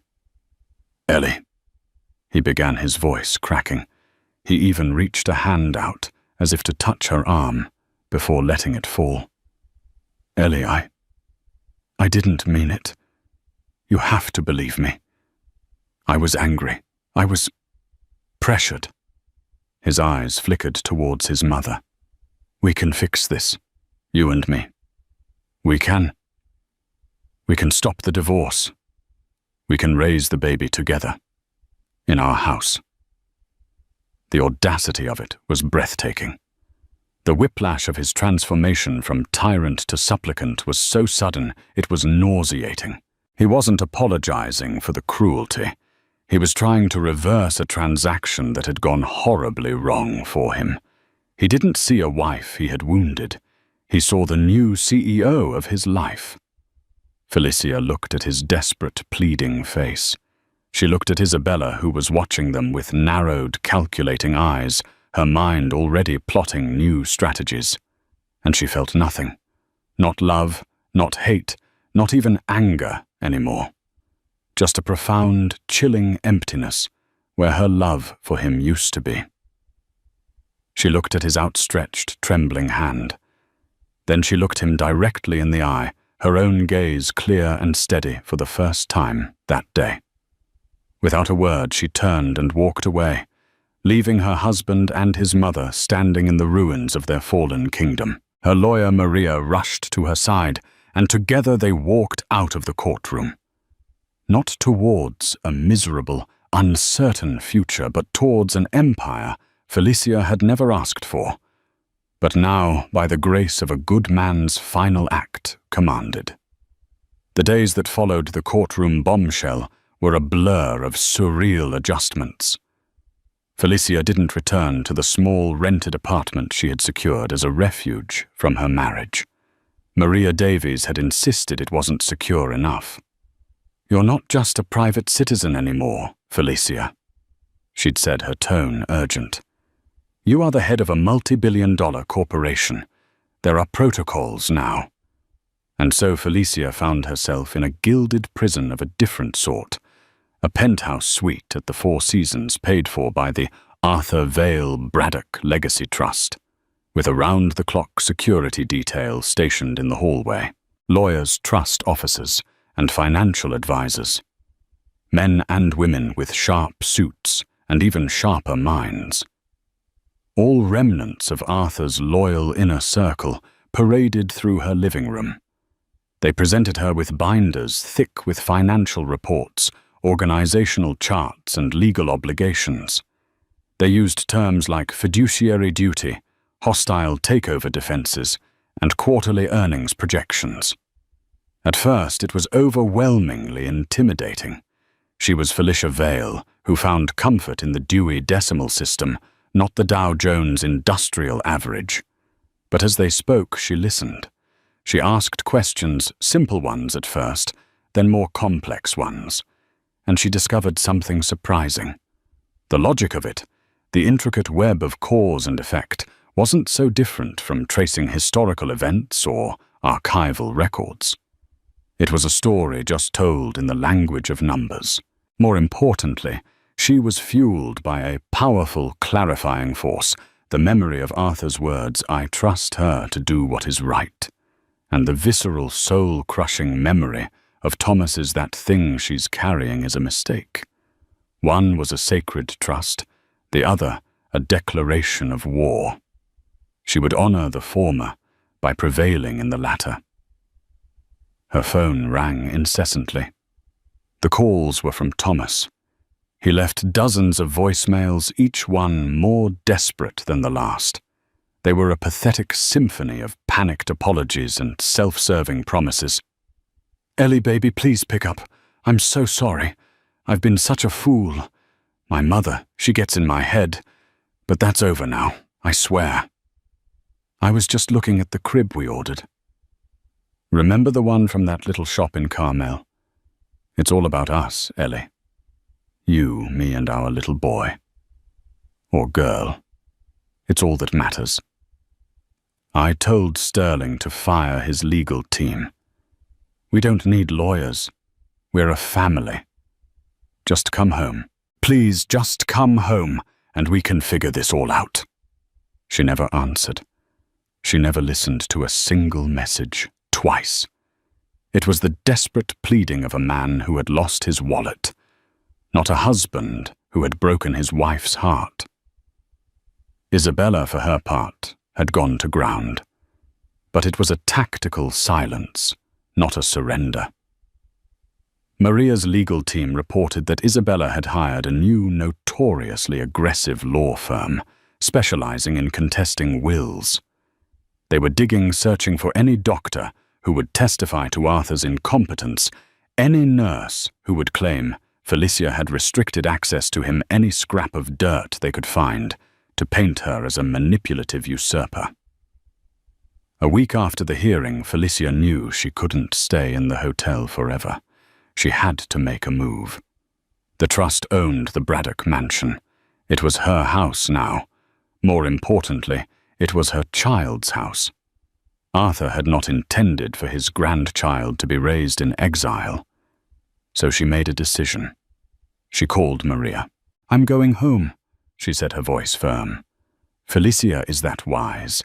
It's not about wisdom, Maria. It's about a clear message. The Queen is not in hiding."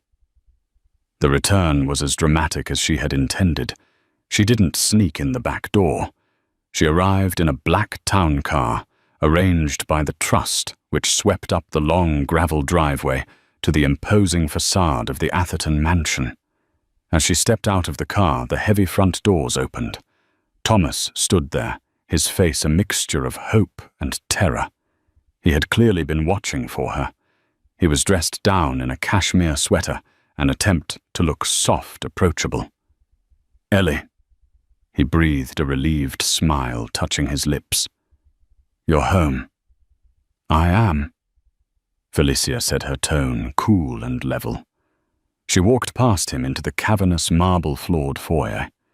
The air was still and smelled of lemon polish and lilies, just as it always had. "I've asked a moving company to clear out my old things from the guest wing. They will be delivering my new furniture for the nursery this afternoon." Thomas's smile faltered. "Of course, anything you want. I had Mrs. Albright air out the master suite for you. For us." Felicia stopped and turned to him. "Let's be very clear, Thomas. I am not here to reconcile. I am here because this is my home now. It belongs to the trust that I command. You and your mother are living here at my discretion." The words hung in the air, cold and hard. The color drained from Thomas's face. "My legal team," she continued, her voice devoid of emotion. We'll be drawing up a tenancy at will agreement for you and Isabella. It will stipulate the terms of your continued residence. Furthermore, I am calling a board meeting for Braddock Enterprises for Monday morning. As President of Operations, your attendance will be required. You'll be expected to present a full report on the company's current standing. She was no longer his wife. She was his landlord and his boss.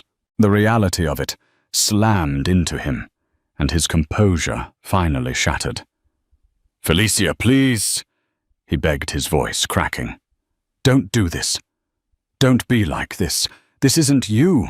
You're not this cold." "You're right," she said, looking him straight in the eye. "The woman I was would have forgiven you. She would have believed your lies and let you hurt her again. But you and your mother killed that woman. You stood in a court of law, and you killed her. So you'll have to get used to the woman who is left." Just then a sharp, imperious voice echoed from the top of the grand staircase. "What is the meaning of this intrusion?" Isabella stood there, wrapped in a silk dressing gown, her face a thunderous mask. Felicia didn't even grant her a full glance. "Hello, Isabella," she said, her voice carrying easily in the grand space. "I'm home. I trust your new lawyers have explained the situation to you. You're a guest here. Try not to forget it." She turned and began to walk towards the east wing, where Arthur's private study was located. It had been her sanctuary with him, and it would now be her command center. "You will regret this," Isabella shrieked from the landing. "I will see you on the street." Felicia paused, her back still to them. "No, you won't," she said without turning around. "You will see me in the boardroom, Monday at 9 a.m. Don't be late." And with that, she walked away, leaving mother and son standing in the opulent foyer of a house that was no longer theirs, silenced by the quiet, unshakable authority of the woman they had tried and failed to destroy. The following months were a masterclass in trench warfare, fought not with bullets, but with board appointments and legal briefs. Felicia, now 8 and then 9 months pregnant, moved not with the timid uncertainty of a librarian, but with the deliberate, focused strategy of a general. Arthur's study became her war room. Its rich, leather-bound books on military history and corporate biography now seemed less like a collection and more like a curated library of tactics left for her by a brilliant mentor. Her first move was the board meeting. She walked into the Braddock Enterprises boardroom, a long, intimidating chamber dominated by a colossal mahogany table and portraits of stern-faced Braddock men, and every head turned. The existing board members, all cronies of Thomas and Isabella, looked at her with a mixture of disbelief and thinly veiled contempt. Thomas sat at the head of the table, a place he had occupied for less than 3 months. Felicia, guided by Maria, and the Trust's chief counsel took the seat directly opposite him. She didn't claim his chair. She created a new center of power. She let Thomas run through his report, a rambling, jargon-filled presentation clearly designed to intimidate and confuse her. When he finished, he looked at her, a challenge in his eyes. Felicia didn't respond directly to his report. Instead, she introduced the Trust's counsel, who then calmly and methodically laid out the legal reality of the new ownership structure. Then Felicia spoke. "Thank you, Thomas, for that overview," she said, her voice calm and clear, carrying to every corner of the room. "In my capacity as trustee, my primary duty is to ensure the long-term health and integrity of this company for the sole beneficiary. To that end, I have spent the last week reviewing the company's performance, its leadership and its vision, and I have found it lacking." She paused, letting the word hang in the air. "Effective immediately, I am exercising my authority as trustee to reconstitute the board of directors. Mr. Henderson, Ms. Albright, Mr. Chen, she said, naming 3 of Isabella's oldest and most loyal allies. Your positions on this board are terminated. Thank you for your service. The 3 of them stared aghast. You can't do that, one of them sputtered. She can, and she has, the trust's lawyer interjected smoothly. Felicia continued, her gaze sweeping the table. In their place, I am appointing 3 new members. First, Ms. Maria Davies, whose legal expertise will be invaluable. Second, Mr. Alistair Finch. She named Arthur's long-time, fiercely loyal financial advisor, a man Isabella had forced into retirement. And third, Dr. Lena Petrova, a leading expert in sustainable business ethics from Stanford University. Arthur Braddock often spoke of creating a legacy, not just a profit margin. We will honor that vision. It was a coup, clean, swift, and utterly devastating. She had decapitated Isabella's power base within the company in less than 5 minutes. Thomas sat impotent, watching his allies pack their briefcases in stunned silence. He was still president, but he was now a president who answered to a board that was loyal to her. Life in the mansion was a silent, cold war. Felicia took over the master wing, while Thomas and Isabella were confined to the guest suites. They shared the same roof, passed each other in the long hallways like ghosts, and ate meals at different times to avoid contact. Isabella's attempts at psychological warfare, leaving old happy photos of her and Thomas out making loud, pitying phone calls about poor, confused Felicia, were met with a wall of serene, impenetrable silence. Thomas, meanwhile, swung wildly between pathetic attempts at reconciliation and sullen resentment. He'd leave a single rose on her desk one day, and the next he'd make a sarcastic comment about her playing CEO at the dinner table. Felicia ignored it all. Her focus was singular, the baby and the business. She found an unexpected strength in the routine. She'd wake early, walk the gardens as she had with Arthur, and then spend hours with Alistair Finch, the reappointed advisor. He would patiently walk her through balance sheets and investment portfolios, marveling at her quick grasp of complex ideas. Your father-in-law was right about you, he said one afternoon. You have a formidable mind, Mrs. Braddock. You see the whole chessboard. The one front where Isabella believed she could still win was the legal challenge to the will. Her lawyers filed motion after motion, claiming undue influence and testamentary incapacity. They deposed nurses, gardeners, and cooks, searching for any hint that Felicia had manipulated a dying man. The case was set to be heard by Judge Albright once again. Isabella was confident. She believed, found a star witness, a disgruntled former nurse, whom Isabella had paid handsomely to testify that Felicia had constantly bad-mouthed Thomas and Isabella to Arthur, poisoning his mind in his final days. The day before the hearing, Felicia was in the nursery putting the finishing touches on the room. It was painted a soft, gentle yellow, with a mural of a forest scene on one wall. As she stood there, her hands on her huge belly, feeling the strong, steady kicks of her child, she felt a profound sense of peace. She was ready for whatever came next. That evening, a courier delivered a small sealed package to her. It was from Arthur's personal attorney, the executor of the estate. The accompanying note was brief. Arthur asked me to give this to you if Isabella ever formally contested the will. He called it insurance. Felicia's hands trembled slightly as she opened it.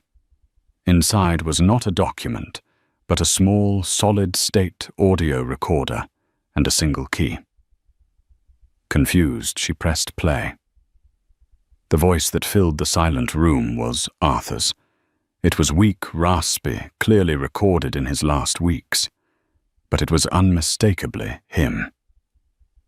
"If you are hearing this, Felicia," the recording began, "it means Isabella is trying to undo my final wishes. I am not surprised. Her greed has always been her most defining trait. I want you and the court to know the truth." Arthur's recorded voice then detailed with painful clarity Isabella's emotional cruelty throughout their marriage, her constant manipulation of their son, and her open contempt for Felicia. He spoke of how Isabella had tried to bar Felicia from his room, how she had dismissed his doctors and tried to bring in her own specialists who would declare him incompetent. "But the most important evidence," Arthur's voice continued, "is not my words, but hers. Last week, she did not know I had my lawyer install a small recording device in this room, activated by voice. She came in, believing me to be asleep to speak with Thomas. They thought they were alone. The recording is on this device. The key is to my old safe in the study. The evidence inside will corroborate everything." Felicia's blood ran cold. She stopped the recording, her heart pounding. She took the small antique key, went to the study, and opened the safe she never knew existed, hidden behind a false panel of books. Inside was a folder. It contained copies of emails between Isabella and a private investigator she had hired to dig up dirt on Felicia a year ago. It contained financial records showing large payments to the disgruntled nurse. And it contained a second audio recorder. With a deep breath, she pressed play. This time the voices were clearer. It was Isabella and Thomas in Arthur's room, thinking he was sedated and unconscious. Isabella's voice was sharp, cutting. "You have to divorce her the moment he's gone, Thomas. Not a day later. Offer her a pittance. Humiliate her. Make her crawl back to whatever hovel she came from. We cannot have that common bloodline infecting this family." Then Thomas's voice, weak and compliant. "And the baby? What do I do about the baby?" "The baby is a non-issue," Isabella had replied coldly. "We'll claim she trapped you. We'll claim it might not even be yours. We will drag her through a custody battle that will break her. In the end, she'll give it all up just to have peace. The Braddock legacy will remain pure. Your father in his senile state may be fond of her, but we will protect our family from his sentimentality." Felicia sank into a chair, the audio recorder slipping from her fingers. It wasn't just a conspiracy. It was a confession. They had laid out their entire vicious plan in the presence of the very man whose legacy they sought to protect. She now held more than just a defense. She held a weapon of annihilation. The hearing was tomorrow, and she knew exactly what she was going to do. The morning of the hearing was grey and overcast. Isabella Braddock arrived looking imperious and confident, her paid star witness Nurse Brenda trailing in her wake. Thomas followed, looking haggard, a man caught in an inescapable vice. Felicia entered last, calm and composed, carrying a simple leather briefcase. Isabella's lawyer, Fletcher, called his witness. Nurse Brenda took the stand and delivered a tearful, practiced performance, painting Felicia as a cunning manipulator who had poisoned a dying, vulnerable Arthur against his loving family. She would whisper insults about Mrs. Braddock and Thomas for hours, the nurse claimed, dabbing a fake tear. She twisted his every thought. It was heartbreaking. When it was Maria Davies's turn, she approached the stand with lethal calm. "Nurse Brenda," she began, "aside from your salary, were you paid any other amounts by Isabella Braddock? Specifically, a sum of $250,000 transferred to an offshore account 2 days after Arthur Braddock's death." The nurse's face went white. Fletcher shot to his feet, shouting objections, but Judge Albright overruled him instantly. "Answer the question, Nurse Brenda." The witness stammered, her lies collapsing under the weight of a single damning question. But this was only the opening salvo. At a nod from Maria, Felicia stood the proud swell of her pregnancy, a silent testament to everything at stake.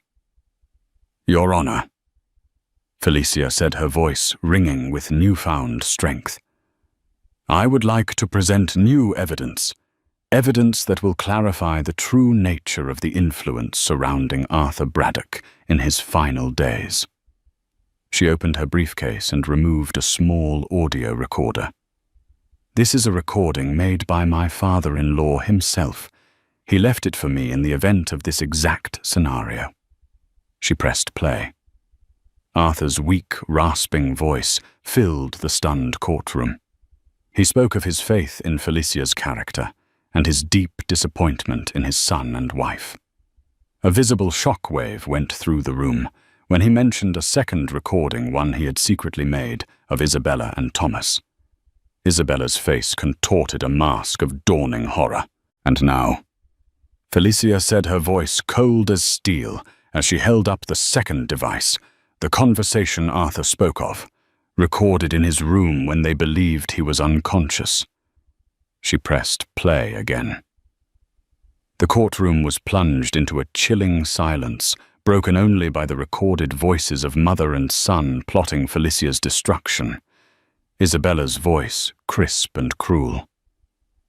"You have to divorce her the moment he's gone. Humiliate her. Make her crawl. We cannot have that common bloodline infecting this family." Then Thomas, weak and complicit. "And the baby. What do I do about the baby?" And the final monstrous words from Isabella. "The baby is a non-issue. We'll claim it might not even be yours. We will drag her through a custody battle that will break her." The recording ended. The silence that followed was absolute and condemning. Isabella was frozen in her chair, her face a grotesque tableau of public exposure and private ruin. Thomas had buried his face in his hands, his shoulders shaking with silent, racking sobs. His lawyer sat down, utterly defeated. Judge Albright stared at Isabella, his face a mask of cold fury. "Mrs. Braddock," he said, his voice dangerously quiet, "what you have just heard in your own words is a monstrous conspiracy to commit perjury and destroy an innocent woman. And you," he said, turning his glare on Thomas, "your cowardice is contemptible." He slammed his gavel, the sound like a gunshot. "The challenge to this will is dismissed with extreme prejudice. I am fining Mrs. Isabella Braddock $500,000 for malicious prosecution. And I am forwarding this audio evidence to the district attorney's office for investigation into potential criminal charges." His expression softened only when he looked at Felicia. "Mrs. Braddock, you have endured a trial by fire and proven your father-in-law's faith in you was not misplaced. You are free." It was over. Complete victory. As the court adjourned, Thomas finally lifted his head, his face ravaged by tears. He looked at Felicia, his eyes a bottomless well of self-loathing, knowing no words could ever bridge the chasm he had created. Felicia met his gaze not with triumph, but with a quiet, somber finality. She gave a single nod, an acknowledgement of the tragedy he had authored, then turned and walked out of the courtroom without a backward glance. 2 weeks later, Felicia gave birth to a healthy, beautiful baby boy. She named him Arthur. The day she brought him home, the mansion felt different. Isabella was gone, having retreated to await the results of the DA's investigation. Thomas remained a ghost in the guest wing. Felicia stood in the grand foyer, holding her tiny son. She looked up at the portrait of the first Arthur Braddock, then at the empty, faded space on the wall where Isabella's portrait used to hang. The house was no longer a cage or a battlefield. It was a sanctuary. It was home. Her son Arthur Vale Braddock cooed in his sleep, his tiny hand wrapped securely around her finger. He was not a mistake. He was a legacy. And she was his guardian. The past was a story of pain, but the future was hers to write. From courtroom humiliation to the head of an empire, Felicia Braddock's journey is a breathtaking saga of karmic justice. A husband's cruelty sparked his own downfall, but a father's final act of love provided the ultimate checkmate. She didn't just win her freedom, she inherited a fortune and proved that true power comes from character, not just a name. If you were moved by Felicia's incredible triumph, hit that like button to show your support. Share this story of empowerment with a friend. And don't forget to subscribe so you never miss another video where justice is finally served.